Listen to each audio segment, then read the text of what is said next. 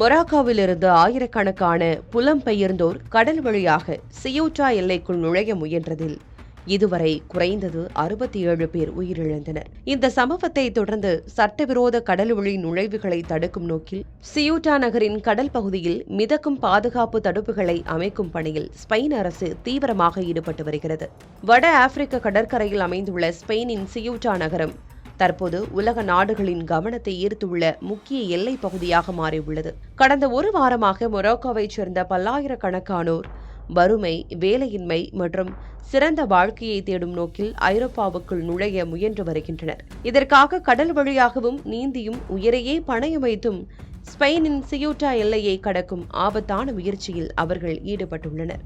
வெறும் 83,000 மக்கள் தொகை கொண்ட சியூட்டா நகருக்குள் இதுவரை 60,000க்கும் மேற்பட்டோர் எல்லையை கடந்து நுழைந்திருப்பதாகவும் 48,000க்கும் மேற்பட்டோர் மொராக்கோவிற்கே திருப்பி அனுப்பப்பட்டுள்ளதாகவும் ஸ்பெயின் உள்துறை அமைச்சகம் தெரிவித்துள்ளது.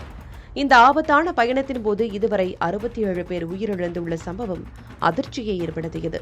இச்சூழலில்தான் இந்த நெருக்கடியை கட்டுப்படுத்தும் நோக்கில் ஸ்பெயின் ராணுவமும் எல்லை பாதுகாப்பு படையினரும் தீவிரமாக களமிறக்கப்பட்டுள்ளனர்.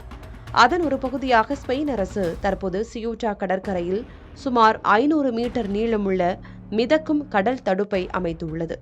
இந்த மிதக்கும் பாதுகாப்பு தடுப்புகள் நீர் மட்டத்திற்கு மேலே 30 முதல் 70 சென்டிமீட்டர் உயரத்திலும் நீருக்கு கீழே 1 மீட்டர் ஆழம் வரை நீளும் வகையில் வடிவமைக்கப்பட்டுள்ளன. கடல் வழியாக சட்டவிரோதமாக எல்லையை கடக்கும் முயற்சிகளை தடுப்பதே இந்த திட்டத்தின் முக்கிய நோக்கம். அதே நேரத்தில் கடலோர காவல் மற்றும் பாதுகாப்பு படைகளின் ரோந்து படகுகள் தடையின்றி இயங்கும் வகையில் தடுப்பின் நடுப்பகுதியில் சிறப்பு வழித்தடமும் அமைக்கப்பட்டுள்ளது. இந்த மிதக்கும் தடுப்புகள் மூலம் கடல்வழி புலம்பெயர்வை கட்டுப்படுத்துவதோடு எல்லை பாதுகாப்பை மேலும் வலுப்படுத்தவும் ஸ்பெயின் அரசு திட்டமிட்டுள்ளது. இதற்கிடையில் ஐரோப்பிய ஒன்றியமும் அவசர ஆலோசனைகளை தொடங்கியுள்ளது. சியூட்டா எல்லையில் ஏற்பட்டுள்ள இந்த நெருக்கடி ஐரோப்பாவின் குடியேற்ற கொள்கை மீதான விவாதத்தை மீண்டும் தீவிரப்படுத்தியுள்ளது.